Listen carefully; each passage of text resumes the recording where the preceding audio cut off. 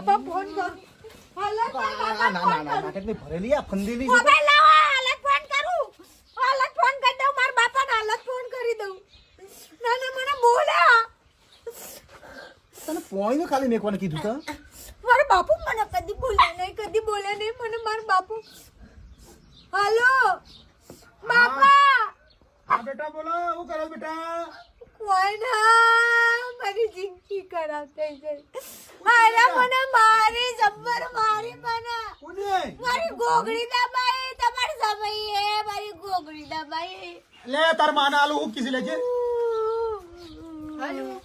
હાલો માં મને લઈ જા